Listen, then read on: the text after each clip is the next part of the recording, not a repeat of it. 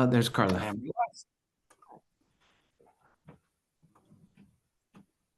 Good evening, everyone. We'll be getting going shortly. Good to have you with us, Laura and Ruby. Thank you for joining us on behalf of Representative Dome's office. Carla, good to have you here. Why don't we get started? Welcome everybody to our October meeting of the Amherst Municipal Affordable Housing Trust Fund.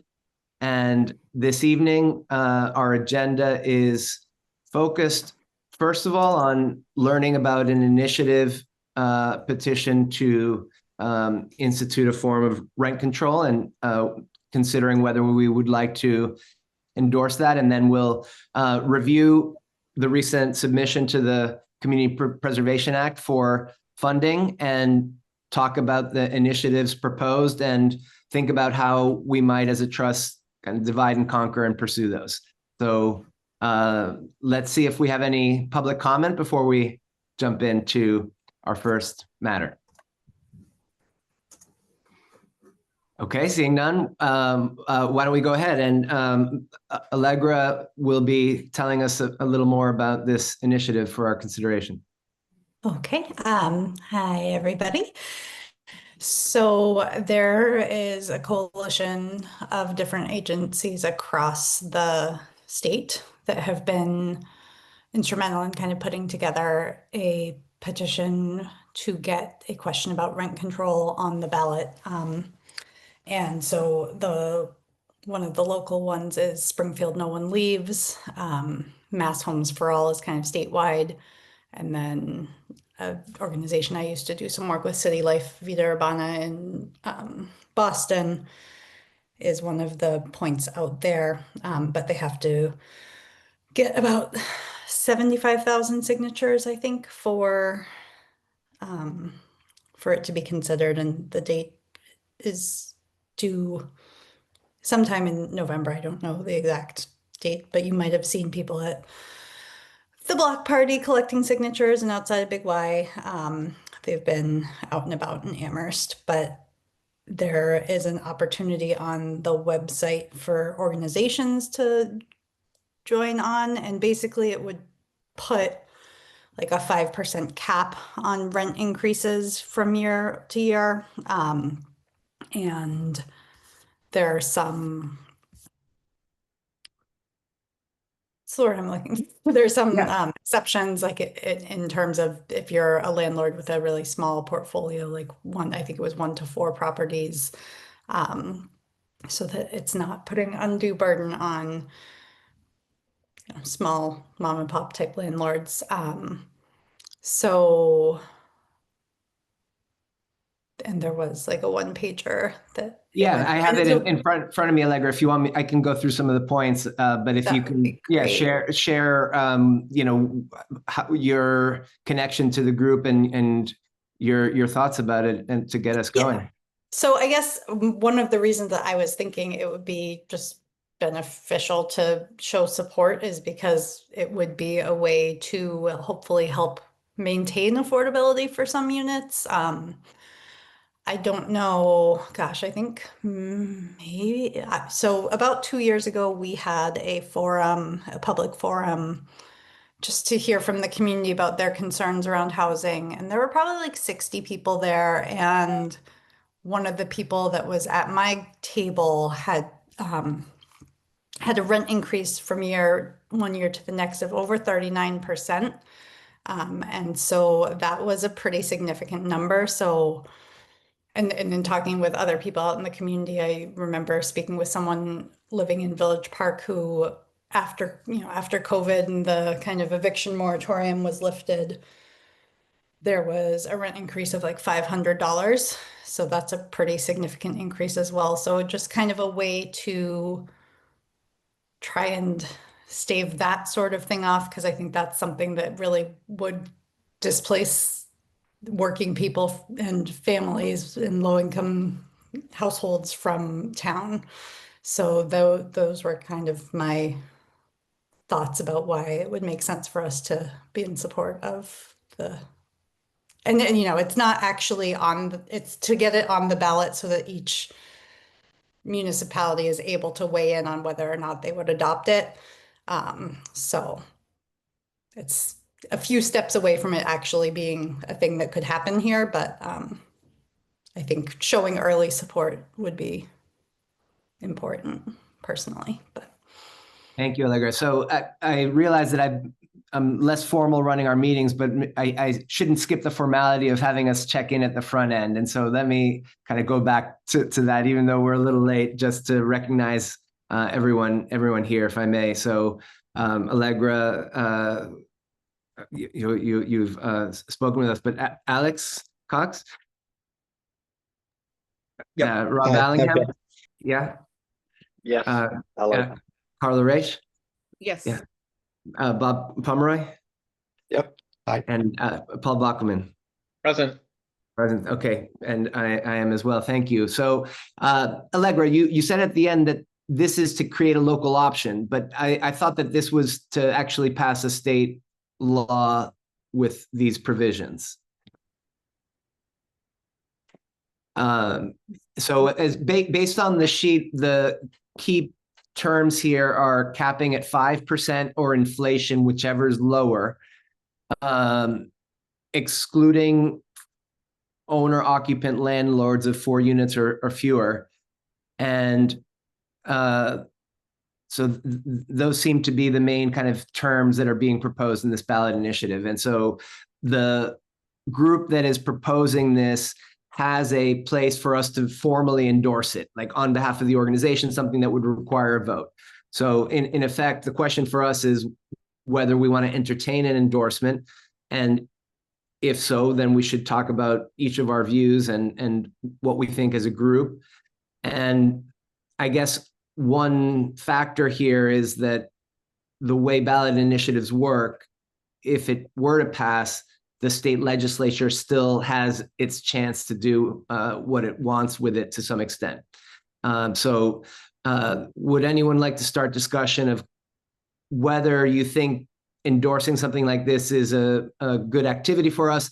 And if so, what are your thoughts about this particular initiative or questions?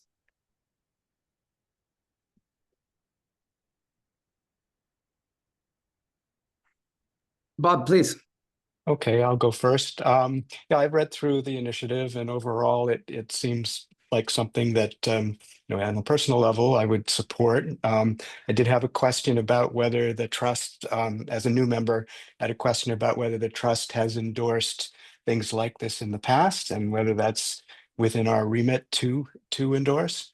And then I also had the question that was raised earlier about sort of state versus local.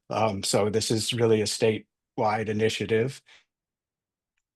So on that point, I understand that it is, and Greg, I think you have the perspective here to note that there are multiple processes going on in the state right now, and maybe another one is a local option. Can you bring a little light to that?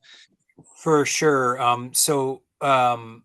I think probably in unofficial, non-formal relationship to this petitioning effort, which is, for a ballot initiative, there is also legislation at Beacon Hill, which does take the local option approach. Looks pretty similar to what the ballot initiative says, with the exception, if I'm reading correctly, and it's sort of a surprise to me, but the ballot initiative has, at least in the fact sheet, and I haven't double checked the actual petition, but says 10-year exemption. And the legislation that I've seen says 5. I don't know if Alex is adjusting or nodding, but but so that's, I think, the main, and those exemptions exist to sort of the idea being to try and avoid dampening new construction. So they don't exempt to facilitate that. But yeah, so but the way the process works is, if they get enough signatures to get it, I think it's 72,000 or so in that range, statewide, and there's a formula, then then the legislature has a period of time in which to modify it, play with it, and I don't know the specific contours of that process, but my sense is that the legislation that exists now is probably that the local option nature of that might sort of be indicative of what the legislature might do to this if they received it. Okay. And So we can I lost. just answer the other part of yeah. the question, which was that I think we endorsed something about the local transfer fee. Back Thank in you. That's my recollection, is that we've at least once or twice endorsed a proposed local option for housing. We're part of that coalition, which is it's a real estate transfer fee on higher end transactions, which towns could then direct solely to trusts, I believe is what that says. Yes, and in fact, this group has passed us a Google form that by completing this form, you confirm you have the authority to endorse on behalf of your organization and agree to have it publicly listed as an endorsing organization for Keep Massachusetts Home, which is pushing for this initiative.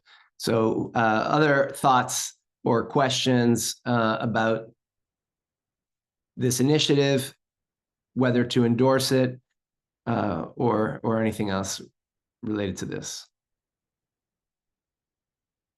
You know, on the substance of it, I'll jump in. I guess one concern I have is whether it creates situations where there will be no investment in property once it's owned. And so will this, if this were the law, would it create a disincentive to invest in upkeep of properties, of rental properties?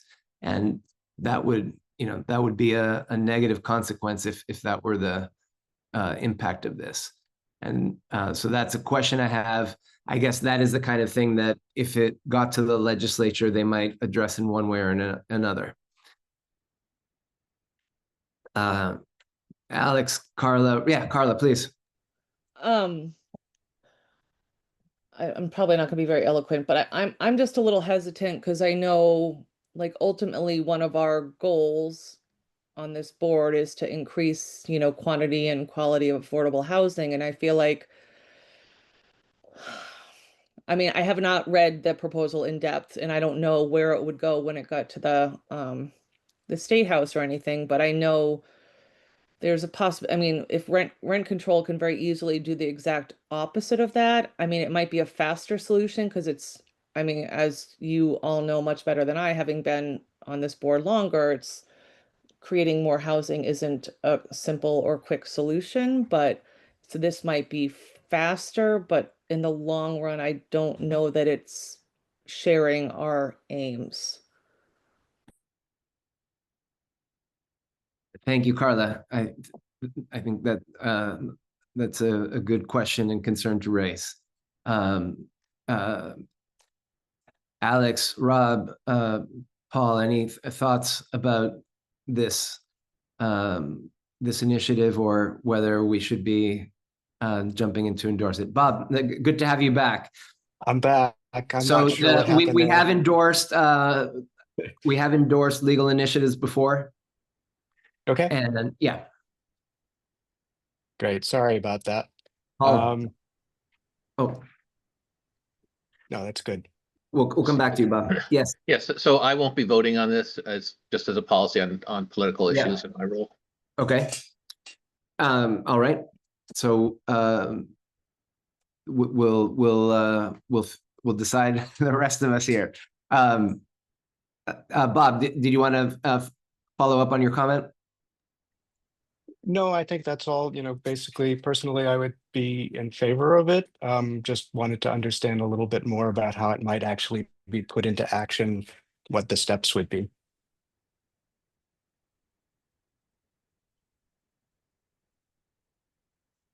Alex, do you have a view or questions about this? Yeah, I definitely have a view. I have questions. I don't know if any of them can be answered tonight. Yeah. So I've studied rent stabilization and rent regulation policies in school before. Yeah. And it's interesting to me, this is a much older model of rent control. This is like a true rent control as opposed to a rent stabilization. So I see what they're doing with the 10-year period to try and exempt new construction. Just for reference, for people who don't know, most modern rent stabilization policies operate under a vacancy control, decontrol, recontrol model. So if there's a change in tenancy, the like base rent can reset to whatever the market floor is, to whatever they can get for the unit. And then rents increase at a set rate or a maximum of a set rate during the entirety of one person's tenancy. So I'm much more familiar with that model of rent stabilization. I mean, in general, I think that the need to cap how much landlords can ask for rent as an increase year over year is something we've heard consistently from the community. I'm thinking about our tabling event at the block party, not this year, but the year before when we actually tabled, and it was something we heard a lot. So in general, I guess I support it. I would be curious eventually to hear, because especially I think the concerns that other people brought up around maintenance and ongoing development are very real, and I share those concerns. Typically, when you had an older style of rent control, you also saw established with it like a specific court or tribunal or somebody to determine hardship and allow exemptions. So I like that this is actually short and fairly easy to understand, but I'm also guessing that before it were actually put in the books, there'd be a lot of expansion to it, and I'd be curious to see how that happens. Thank you for that insight, that historical insight. Well, shall we just vote on whether we would like to endorse this as it comes to us? So moved. Okay, is there a second? I'll second that. Yeah. Okay. Allegra? Yes. And so it's yes, no, or abstain, I guess, are the votes that are available to each of us here. Carla? No. Bob? Yes. Robert? Yes. Alex? Yes. And I will vote with the no camp, just with the concerns about the drafting, but it nevertheless passes. And so I shall endorse on behalf of the trust. And just if you can just record me as abstaining, please. Yes, yes, certainly, Paul. Yes, and Paul abstained from the vote. So I will go ahead and record the trust endorsement on the Google form, and so the housing, their name is Keep Massachusetts Home, will be able to refer to the trust as having endorsed its initiative. So thank you, everybody, for considering, and I'm glad that we're staying active with endorsing initiatives that we consider worth endorsing. Good. So the next matter, in a way, we're continuing what I have appreciated as the opportunity for the trust to kind of renew our sense of our strategy as we've renewed our membership. And so, Rob, Bob, Carla, you feel new, you think you're new, but you are part of the kind of renewal of the trust. So, we have our strategy in place. We have new blood, we have new money, and we need to get cracking. So we did submit the CPA application as we discussed we would. And I'd like to maybe, Greg, would it be helpful to share anything? Maybe not yet, but if it's helpful to share screen, please go ahead and do so. The strategy that we took in the proposal is to ask for funding for discrete initiatives, that if the CPA would like to support those initiatives, these are the initiatives that we asked the CPA to consider endorsing. And we asked the CPA to consider supporting 3 different initiatives. And the first initiative is to continue to make equity investments in affordable housing projects. The next initiative is to fund small proposals in the domain of ecosystem development, ecosystem initiatives. Greg is going to tell us all a little more about each of these planks. And then the third is a kind of rapid response to be ready to respond to the needs that we know are coming to us, given the pattern of federal funding and the impacts that's having on the state and municipalities. And so the purpose of our conversation now, as I see it, is one, to get your kind of questions, reactions to this way of presenting the proposal, and to move forward to divide our group into task forces to take leadership on these different directions. So, Greg, why don't you give us a little more detail to get the initiatives before us so we can have some conversation and discussion about how we can move forward and get some impact happening.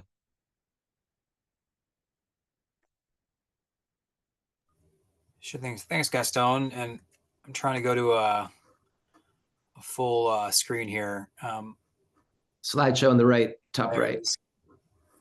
I moved it on me. I'm going to share a sort of a budget concept at the end here, and I think just echoing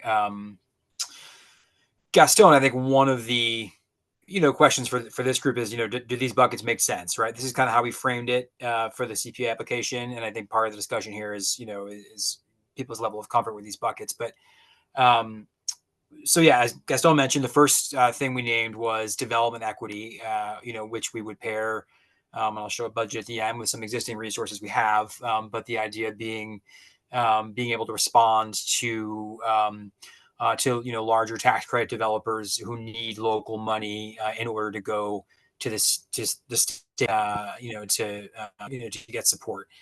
And so those would probably likely be with developers that are a little bit larger in scope. And this might be ranging from a valley community development, which is a regional entity, all the way to some of the larger entities that we're hearing about of late. We know Beacon might be a prospect, for example. They're kind of East Coast organization, but that scale. My mouse seems to have, there we go. The pivoting fairly dramatically, the sort of housing ecosystem innovation piece, would be kind of directly pulled from our trust action plan, and specifically trying to think creatively, experimentally, potentially finding new ways to partner actors to the into the space, with an eye towards longer term outcomes, seeding small stuff, maybe a growth. A couple examples, we wouldn't have to limit it to this, but just for the flavor, one thing might be an ADU equity or loan program to do an affordable accessory dwelling unit. These are the sort of backyard cottages recently enabled statewide, and then here in Amherst, we will hopefully soon pass our local bylaw reflecting those statewide changes. But it creates a new by right zoning channel, and there's a lot of interest in it for sure. It's kind of a puzzle how to do it, how to do affordable accessory units, but that would be part of the experimentation. So that's an example. An interesting thing which could conceivably overlap with the ADU work would be to do pre-approved building plans, which is something that people are trying around the country. So what we might do is do a pre-approved, every time it happens, my screen blanks for a minute. Do a pre-approved duplex, for example. What that would mean is the trust would pay for really thoughtful plans for an ADU or a duplex, or maybe both. Get one or two built in order to comply with our obligation to put money towards construction, but the idea would actually be to put lots of effort into the plans, which could then be made available at low or no cost, to folks doing affordable stuff, or even market rate stuff, or conceivably being copied by other communities. But the idea would be to try and find some designs that people could use, and the process would be trying to get pre-approval from the building department for as much of it as we could, so that somebody else could come back with the same plans and have an easier path. Another example might be buying down inclusionary units. If somebody is a market rate developer responsible for doing some units, 80% of area median income, we could collaborate to do 60. Or if they are going to do an off-site model, we could add a couple units to the off-site model. Maybe some sort of piggyback on top of something that's already happening. Or we could also do an open call and figure out what wild ideas are out there, within the confines of our obligations. And the goal here would again, this is 125 in our budget. You'll see it's paired with some other money, but this would be much more modest money than some of the bigger stuff we do. And then the last chunk we have CPA for, again, is this rapid response fund. And this could go in a few different directions. It could be opportunistic acquisitions of a property. It could be responding to a federal government shutdown that cascaded in uncomfortable ways. It could be dealing with inflationary costs as we have in the past with other developments, but sort of bucketing the money that way. Kind of flexible money available for emergent concerns, I think, would be the theme. And then Gaston, can I share our sort of budget concept for this? Yeah. Yes. Yes. And I guess I'll just add that I also think of the rapid response fund as something that could be targeting the needs of specific tenants, and specific populations in need within the mandate of the trust, that we know services are running out in various ways, and the question would be, can we plug holes in ways that make a big difference? All right. I'm just trying to share over to my back of the envelope here. So one of the things where I know, hopefully you all see a spreadsheet, which I will seek to zoom here. Can folks see a spreadsheet? Yep. So you can see our, this was a kind of a product of me and TJ and Gaston working on the CPA application. And one of the things that we realized is that, it's likely the CPA is going to ask us about our existing resources. We didn't really lead with that per se in the application, but we fully expect that we'll have to sort of account for those.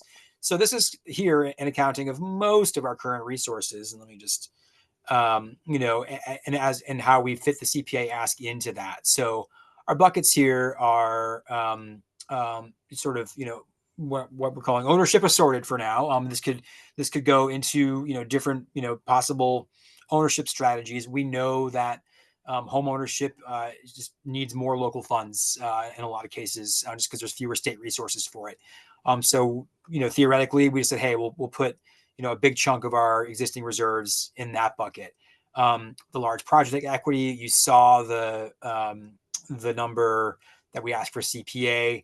We pair it with some of our existing resources for a bigger chunk. So maybe even to do 2 projects possibly, or one big one, depending on when it came. Another thing at the idea stage, but might be a really exciting thing to do with sort of the, these unique resources we have from the in lieu fee, resources that we got, would be some sort of pre-development loan program, and the idea would be that it's a revolving program ideally, but the hope would be to make this available for developments at an early stage, which are kind of the most challenging for developers to find resources for. So some of the feedback we've heard, for example, in this work we're doing down at the South Amherst campus, is were that to go forward, it would probably require some pre-development resources. So this, but the idea behind, and this should maybe say revolving, the loose idea is that ideally when these projects go well, and move from pre-development into more formal development phase, that money recycles, gets paid off by a construction loan or something. The money recycles and comes back and can be reused again, and or if things go south in the first project, that would be that. But the idea would be that we'd be assuming some risk in order to generate more development. The ecosystem funds, as I talked about, kind of paired with some existing funds, the contingency funds, as I mentioned, and then the whole thing here. And they should hopefully still add up. Yep. So that's kind of the quick sort of like very, back of the envelope bucketing we did. Maybe I'll stop there, or can I clarify anything? Yeah. No, yeah, thank you for reviewing it and putting the initiatives in perspective, putting the budget in perspective. I'll just say that I'm excited about trying to get new ideas in front of us and to call for proposals and try to get, make good ideas move to the next stage. And I think that some of these initiatives can get us there. So that's what I'm excited about. But what questions do you have? Which of these ideas do you find intriguing or maybe concerning or confusing?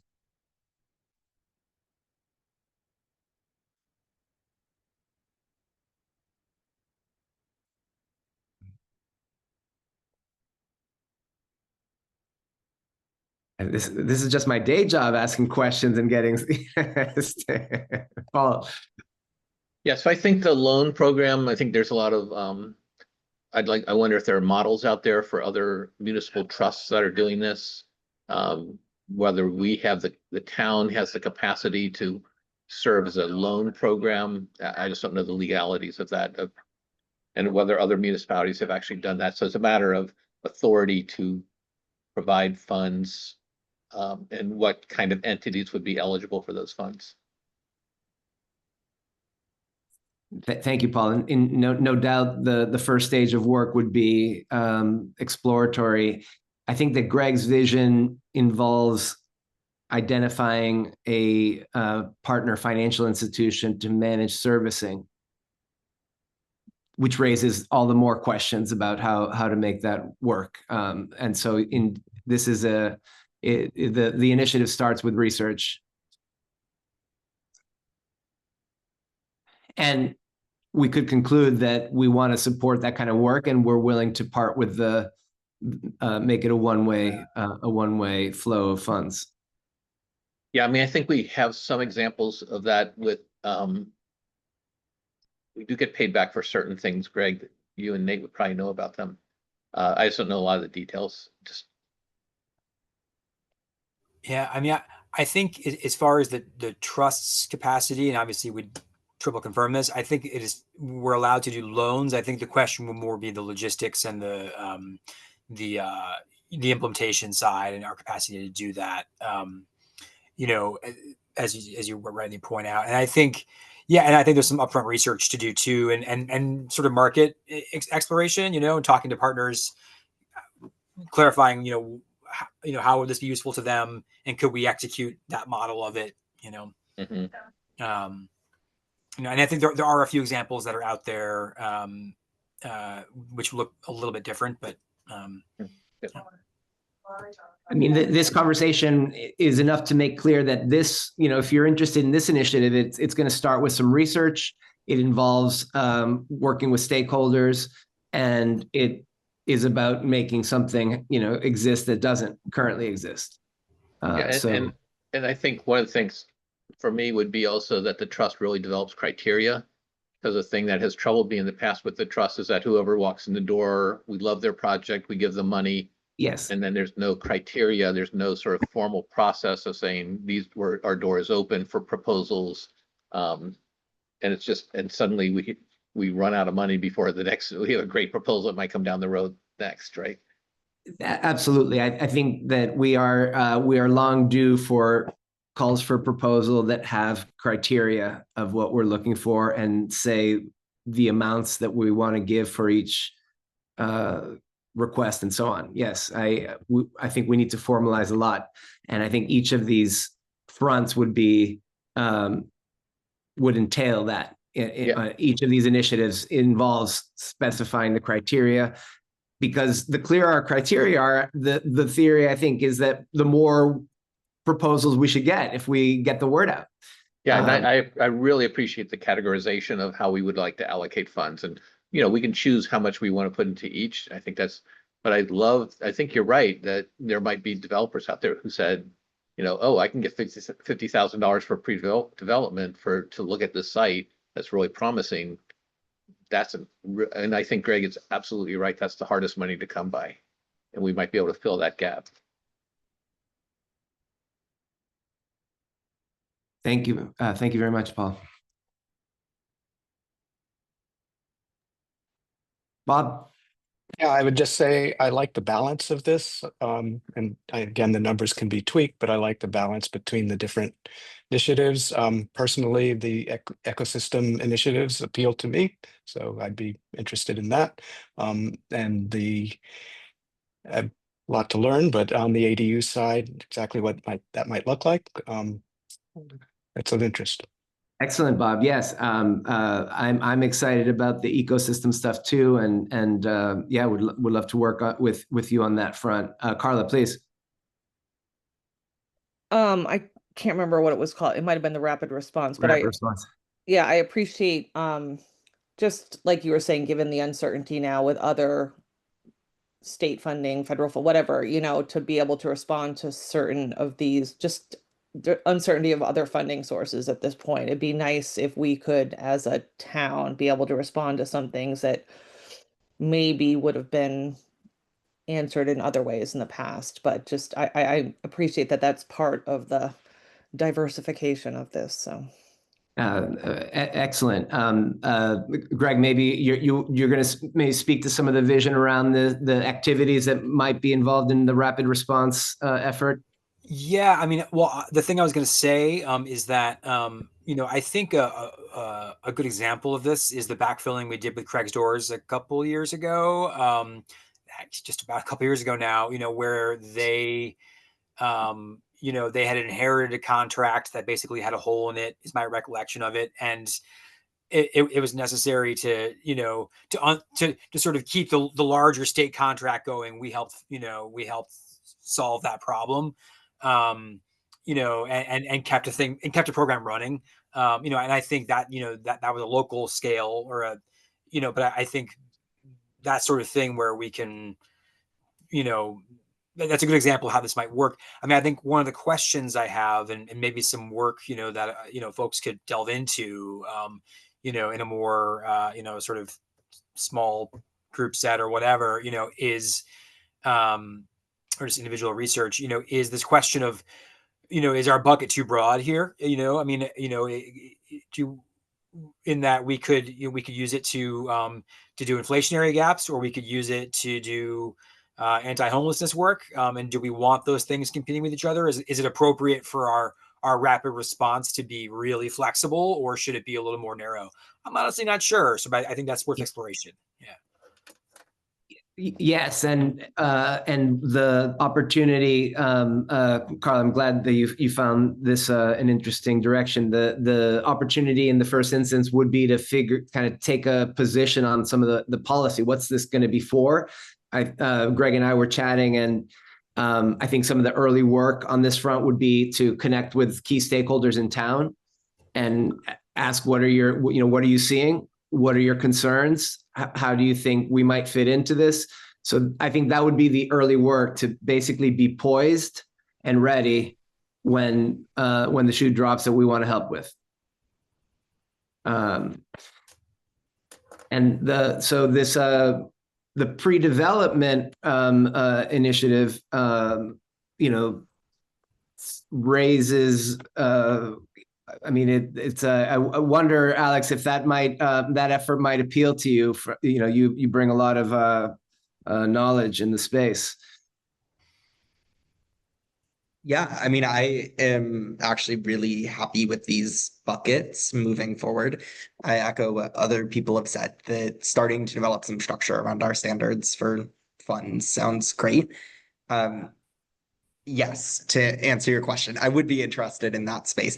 I would be curious to hear thoughts on moving funds between buckets. I know there's right now still some discussion to be had about what's appropriate in what bucket, but what is our thought moving forward? Like if we have a project that comes to us that falls within one bucket, exceeds our budget within that bucket, but we have resources, how flexible do we expect these funds to be?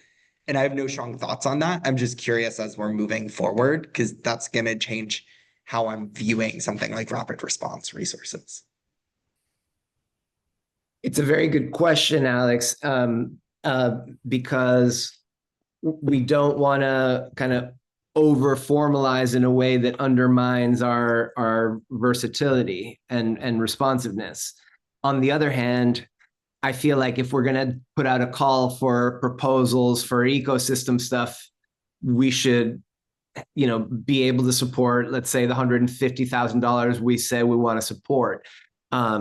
So we are in a position of strength at this moment, which makes it easier to want to, I guess, protect each bucket. But this is all before, the CPA has considered our proposal. And so, yeah, there are policy issues in your question, Alex, that I think are for the whole trust and kind of supersede the individual initiatives. I wonder if we can be better positioned to give firm answers to that policy as a trust after we've kind of broken ground on each of the three fronts. Allegra, what are your thoughts? You've got some institutional memory about how we've done things and passion for where we're going. So I guess I'm like trying to categorize what I think is in the pipeline into like which categories I would see it going in. Good. So I guess, and like my big question would be around like the Southeast Street development. I know that was one that didn't get state funds this round back in whenever that was. So would that be something we would consider like rapid response because it didn't get funding from the state, or is that something that we would consider pre-development since they haven't actually, so that's where my brain is like. Yeah, good questions.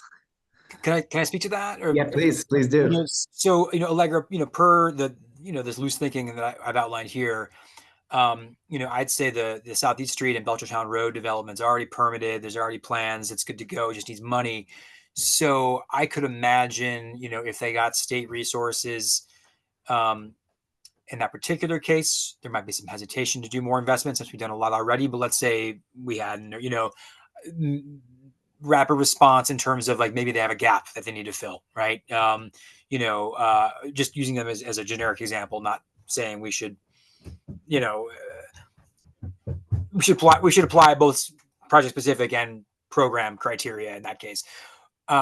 But that might be more of a rapid response thing. Like pre-development, think more in terms of somebody, doesn't yet, maybe they have, maybe they have an option on a property, but they don't have plans yet. They don't have an architect, they don't have designs or entitlements like zoning or whatever. And so they're at the very front end of that process. And they're a ways away from getting significant equity money from us and then eventually the state. That's pre-development's more at the very beginning of the process, which is often the hardest for all developers of all types, but including affordable developers to fund. So that's kind of more. So Wayfinder's next project in Amherst. Yeah, Paul, please. Yeah, so sometimes I think it's the town that's doing the pre-development work. We're trying to determine the viability of a parcel of land for development. It needs some wetlands work done on it. And so I think that some of the proposals coming for pre-development would be coming from the towns and initiatives, Yes. much as like we did with the VFW, say, is this a parcel we could actually secure for affordable housing? Indeed, that's what was on my mind is using the pre-development money for land owned by the town, but that the town doesn't have the bandwidth to do anything with. But there's really important threshold questions to validate its potential. I would think that if we can kind of unlock the conversation, that would be a big contribution. I don't know the parcels well enough. I don't know if does any parcel jump to mind to you, Paul or Greg, that might fit that criteria? Go ahead, Greg. Yeah, I mean, I'm thinking of this, yeah, I guess I'm trying on the idea of the town like doing this, which we do already in certain cases, right? I mean, the southeast, street school campus, which has, a few hurdles, but that's the one down on Southeast Street. But that, I could imagine doing an RFP for a private nonprofit developer, to do, some next, some, just Feasibility studies. or beyond, we'll be beyond that. It Okay. might be permitting, or it might be entitlements. It might be, we'll give a shot at getting this through the planning board, and it's not clear whether it will. So, developers will be hesitant to front that. This is we could offer resources to help carry that risk. And the trust has been looking at that Strong Street property for a while That's too. what I was thinking. Strong. That's one that I had in mind. Yeah, if we could provide the gas to open up land, that would be, I think, a huge contribution for us to make.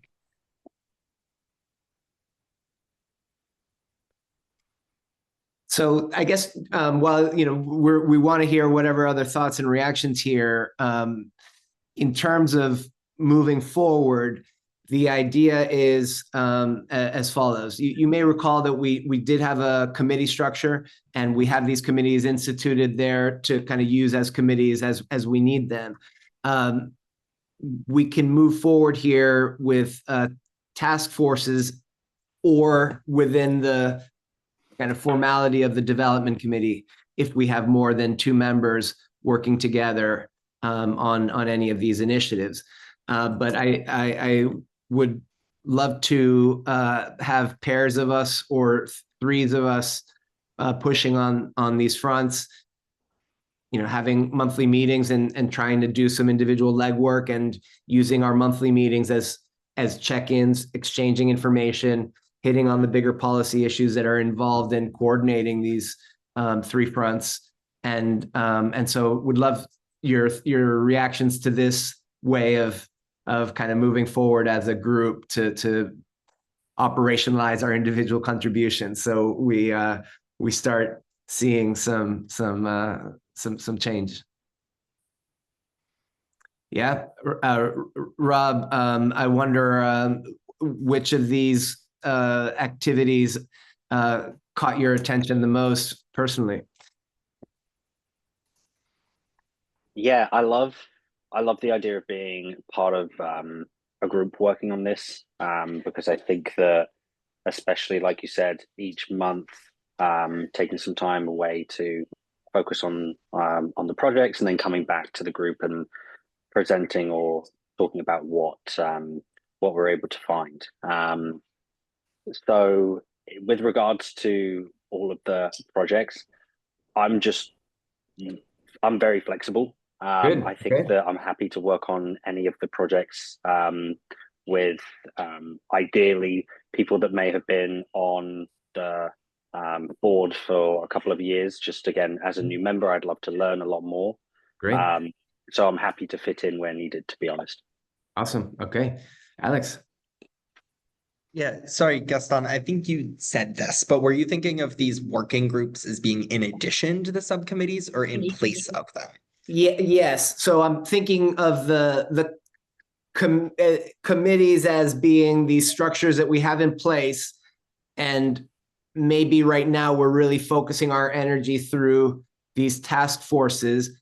However, let's say Rob joins me and Bob on ecosystem. If that is how we end up dividing up here, for the 3 of us to have a meeting, we're going to have to notice the development committee so that we can comply with the open meeting law. And so that's I guess the formality of how we can make ends meet with task forces and open meeting law and using the structures that we have in place. Does that answer your question? It's a way of approaching the problem. Yeah, so basically, just to make sure I'm understanding, Yeah. we're co-opting our existing subcommittee structure so that we can work on these initiatives within that, correct? So we don't need to go through the process of creating new Yes. subcommittees. Okay. And also because at least, you know, as we are now, we're really two of these will be two-person task forces, and we can give it a little time to see what we may want to reformalize as we go. On the other hand, at any given time, we may realize we need to put a few of us together to deal with some education driven initiatives, and we've got that housing there for us when we need it. So it's a kind of a bit of a scrappy approach to take advantage of our resources.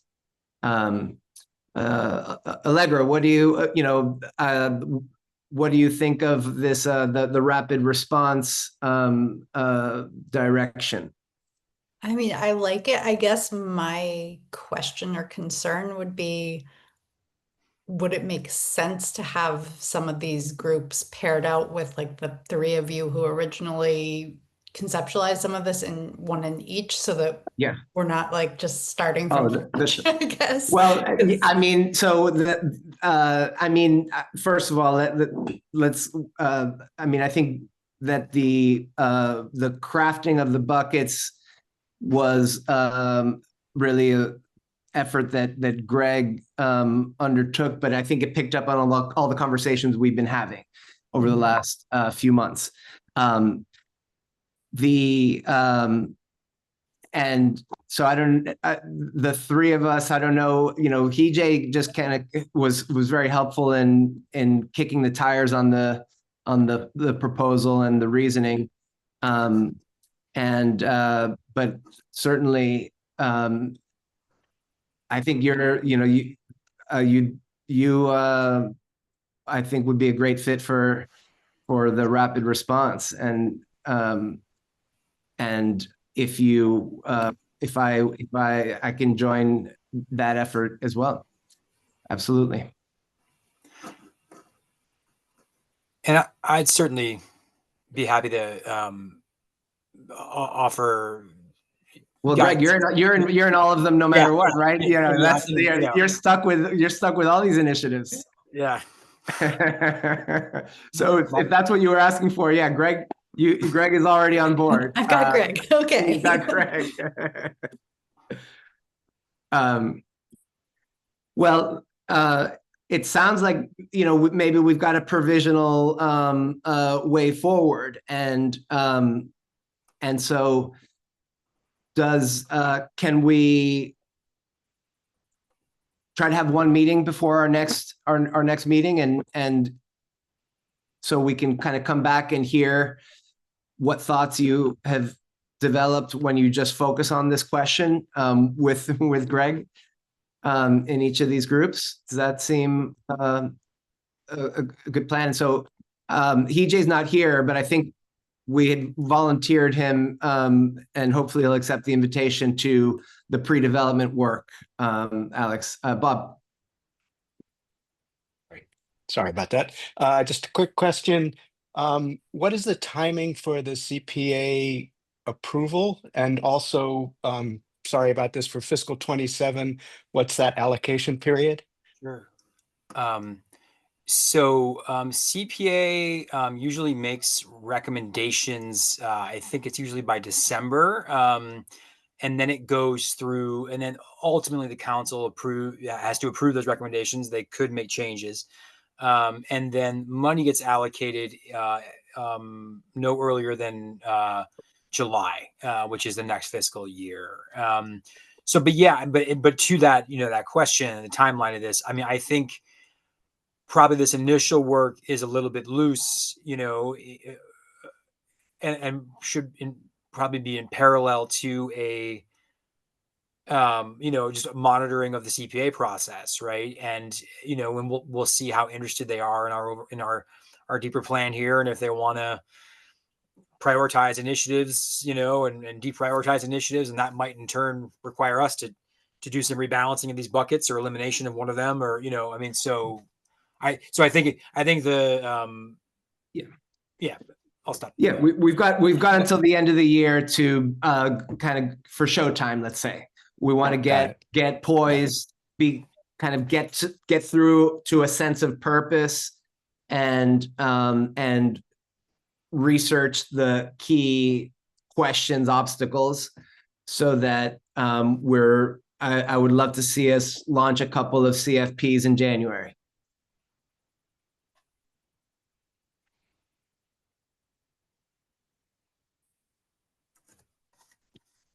Yeah, Alex. Yeah, just to make sure that we're crossing our T's and dotting our I's. I agree with splitting us out and letting people work on this. I think that having a meeting for each group before our next whole trust meeting makes sense and is feasible. Can we have a vote on dividing people? And while we're at it, can we redivide into the subcommittees? Because I want to make sure we're complying with open meeting law. We did at one point vote on subcommittees. So if we're mixing people between them, then I'm worried we're not going to hit quorum for the subcommittees. I don't know, Greg or Paul, who know the required structures, feel free to jump in. But my thought is it makes more sense to formally reassign people, since we have new members now, to subcommittees and give each subcommittee a task of working on one of these in the short term. Yeah, what are the quorum rules on subcommittees? That I do not know off the top of my head. I think it's probably a majority, I'm guessing, you know, of subcommittee. But on the other hand, you know, there's no action that requires quorum at the subcommittees really either. But please, Paul, go ahead. Yeah, my understanding is that if you create a committee, that becomes a new public body. So it's the open meeting law is very, we can get a clarification on that, but I believe that even if you create a 2-person subcommittee, they have to post their meetings and all that. They want us to. Okay. Yeah. It's very cumbersome, I recognize. So, you know, your understanding, Paul, is that there's no such thing as a task force in working group, task force. They're all defined as a committee. You can't, if you're delegating out anything, then you've created something. Yeah. If this body does that, if this body, if we delegate public out, body delegates out, you go kind of develop this and come back to us. We've created something, and therefore we. Okay, so let me just process the numbers in my mind for a second. Well, there's no. We can have committees. People can be on multiple committees if we can just basically decide which of these things go inside the development committee that we already have, and which of these things we create new subcommittees for. Alex? Yeah, sorry. I think my recommendation was let's just truly co-opt the subcommittees that already exist. If we're moving membership, that's fine. I think we can vote to do that here in this meeting. But that way we save the process of setting up new committees. Well, but the committee, the committees, it wouldn't be, the education subcommittee wouldn't be active here. So I think, although I think, if Alex, if I'm understanding you correctly, I think maybe it just could be, right? Like, you know, I don't think. Okay. We could just put pre-development into the education committee and call it a day. You know, we should have called it committee A, B, and C, but we'll learn next time. Yes, that was my intention, because we didn't set formal charges for our subcommittees. All right. Okay. All your points are well taken. So, do we have a motion to reconstitute membership among the 3 committees as we have discussed, which is Alex and Hijay in the education / pre-development committee, Carla and Allegra in the Rapid Response / Funding Committee, and Bob, Robert, and I in the Development / Ecosystem Innovation Committee. So do we have a motion along those lines?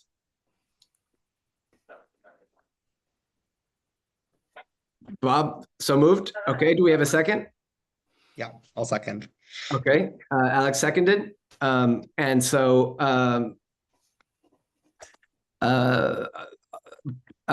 Paul, Yes. Carla, Yes. thank you. Rob, Yes. Allegra,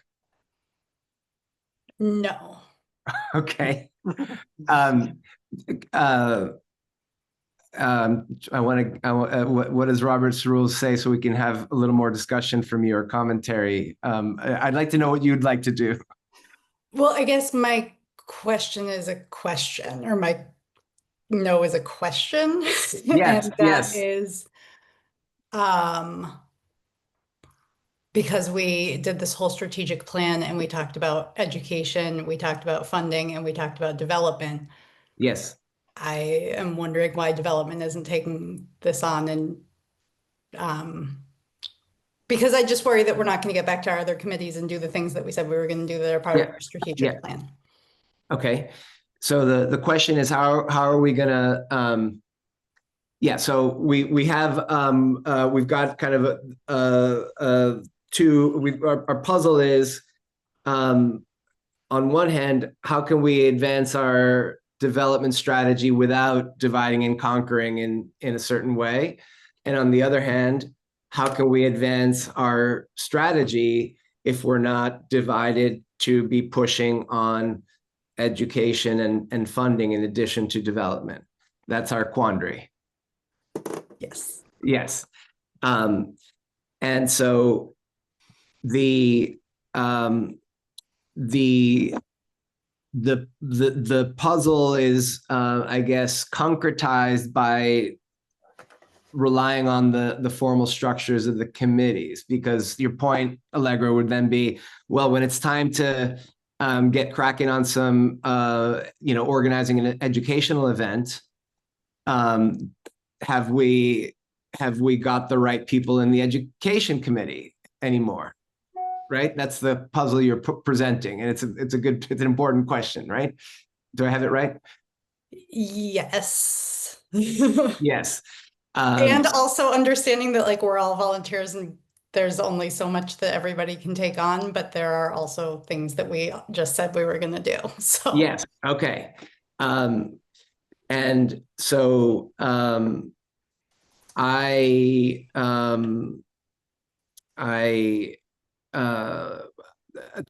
yeah, let me see if others have. Yes, Alex, you got us into this mess. So what do you say now? Yeah, sorry. No, I think Allegra, your point is very well received in that we do have a strategic plan and we should be keeping sight of that. I would question the long-term efficacy of keeping us divided between those three categories in our plan anyway, because what we've already seen in the time that we've had those subcommittees is like our development group also did a public outreach event, right? Like these initiatives that we're doing are kind of crossing our subcommittee lines anyway. So I think it's worth the question of, is this structure serving us or are we serving it? I mean, in reality, all of us should be focusing on these three big buckets of things in everything we're doing. So I think your point is well received about how we do that. And I think that probably deserves a longer discussion. But I think that right now, this work is a little more pressing in thinking about our own structures for funding and how we're approaching that. So I think that your point makes sense, Allegra, and I think we should discuss it. But for now, I think it makes sense to use the structure we already have to work on the thing before us. I really like, Alex, your point, and I think that kind of Greg and I were implicitly there, but you said it explicitly, and that is like, these are three muscles. We've all got to be flexing these three muscles.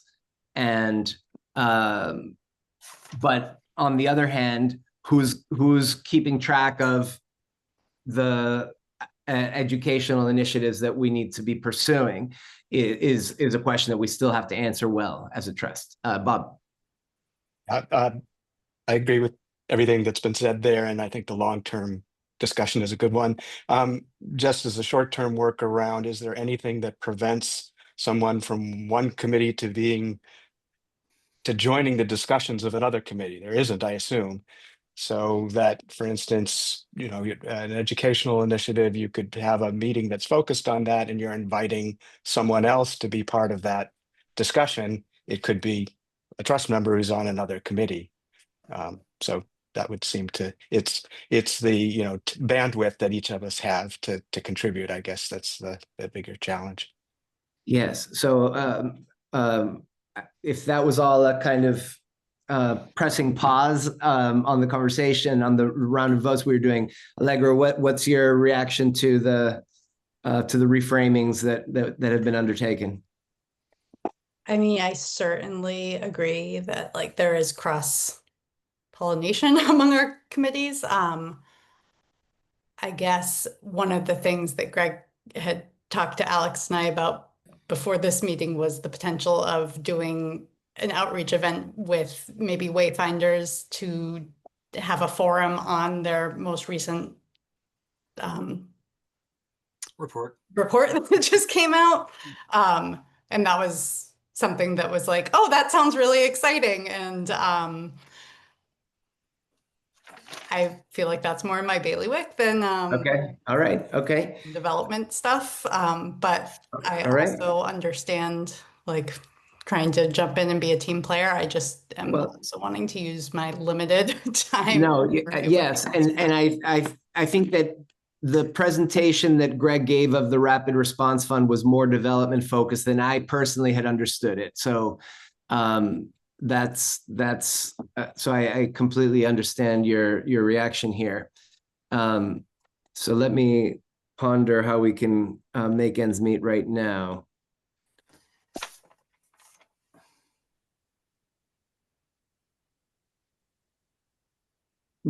Would you be open to exploring the question about what kinds of rapid human response support the trust, should be ready to give? Yeah, I mean, I would. I just also know how hard it is to get 2 people or 3 people to meet, especially when most of those people are working or in school. So it's been really a challenge in finding.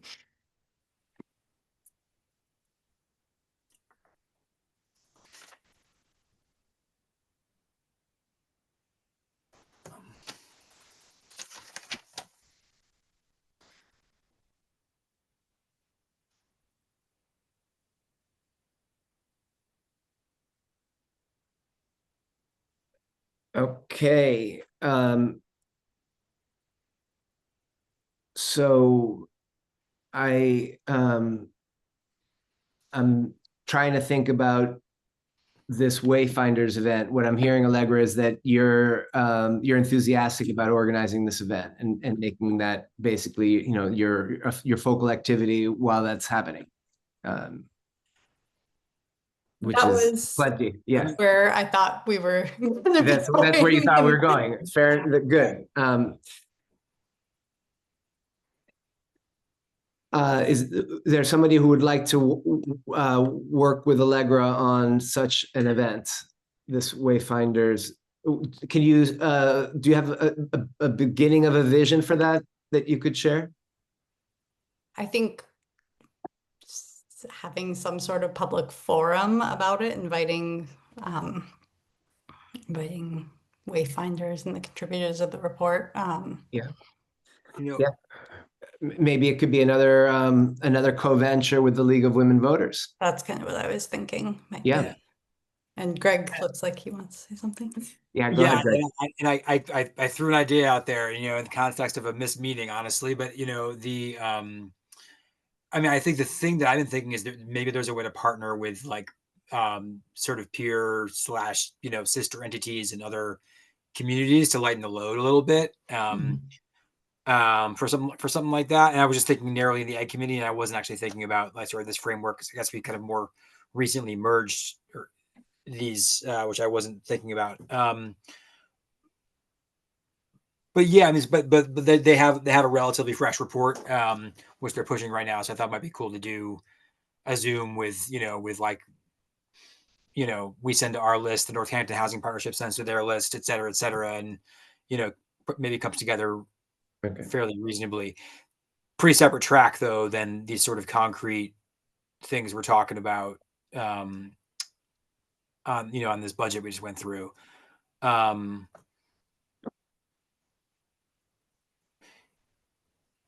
I'm just trying. Yeah, and I think we're. Go ahead, Gaston. No, well, I mean, Allegra, would you be comfortable basically as education chair and not in one of these committee efforts that we were talking, not one of these three areas that we were talking about, but just kind of running with the education role of the trust? I guess so. Okay. All right. So given that, yes, Alex. I guess let me back up for a second. Allegra, I hear what you're saying. I do. I'm thinking about the outreach events that have come out of our subcommittee before. And I think what I've seen, at least from my end, is it's things that I didn't see a lot of benefit from doing some of that as a subcommittee as opposed to the whole group, purely because typically you were doing a lot of the coordination anyway, bringing things to the subcommittee, and then we were bringing it to the full group. And I'm giving you full credit for the work that you did on that because I know it was substantial and it was a heavy lift. But I also think what we saw is the subcommittee structure can be really hard to do something like an event within because it's really no different from the full committee structure. So I guess that's a bigger question of, do you see benefit in continuing to do event planning like that in a subcommittee, as opposed to reserving time for the full committee on an agenda or for the whole trust on an agenda about it? Right, which is, in other words, maybe that Allegra is kind of the education chair liaising with the whole trust, and then we have these other committees. That might be a workable approach. Is that what you're also saying, Alex? Yeah. I'm asking if, again, like, are the structures we put in place actually enabling us to get the work done that we want to get done? Good. Yeah, go ahead. I actually appreciate the framing of that because I don't know that they were, but I also, I guess, would say I feel like my energy is better in things like coordinating with other groups and like planning some sort of an event than it would be. I don't know. I'm just thinking about my bandwidth right now too. And it's trying to like get on the same page schedule wise with another person is really tricky. So that now that we're looking at it, so that it's back to that same motion that we were in the middle of voting on, and your vote in favor of it doesn't put you in any of those three buckets because you're the education chair running that. Can I go back to your, how do you want to vote on that? Oh, yes. Okay. And I vote yes. So if I know Robert is turning over in his grave, but if there's no other... Skip to me, I also vote yes. Okay. Oh, Alex votes yes. So you can have your backsies now if you like, but otherwise let's run with this, and I'll join Carla and Greg to think about rapid response as well. I'd be delighted to. And yes, just, Greg, please. And so we'll house those inside of development as well. Okay. All right. Well, no, the rapid response will go. Oh, because I can't be in two subcommittees. I can. You could, yeah, but and so that'll go where? That'll go in the education with a line through it subcommittee / rapid response. Okay. Well, at this point in the meeting, obviously, I welcome any of your feedback. I'd also like to invite our audience members at Linda Slakey from the Amherst Community Land Trust and Ruby Yates from Representative Dome's office to invite you to give any comment if you'd like at this time, because we might, for a change, have an early finish this evening. Yes. Okay. We've got two hands. So, Greg, can you promote as you in the order you see? Sure. So I'm gonna promote Ruby here. So Ruby, I'll make you a panelist, and turn your camera off if you like, because we didn't we didn't ask in advance. So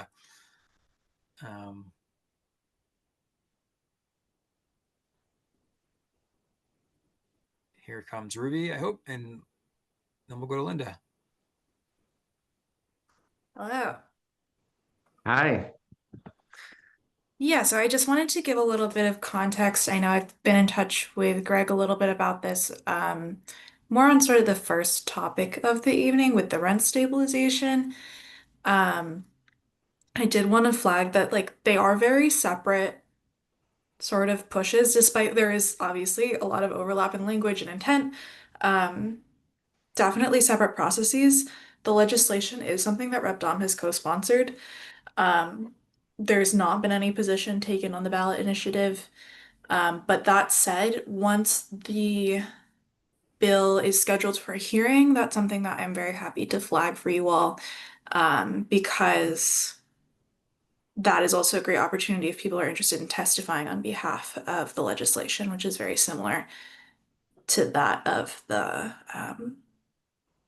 ballot initiative. So I wanted to flag that and mention that there's also a fact sheet that I sent along to Greg.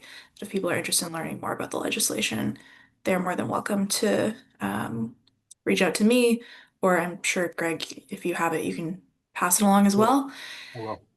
I think that about sums it up for me, but I just wanted to flag that.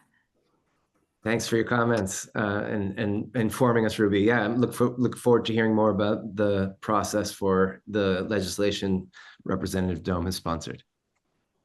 Great. Thanks, Ruby. Putting you back into attendee role. And Linda, I'm going to promote you to panelist. Same deal. If you prefer not to be on camera, that's fine. Just turn your camera off.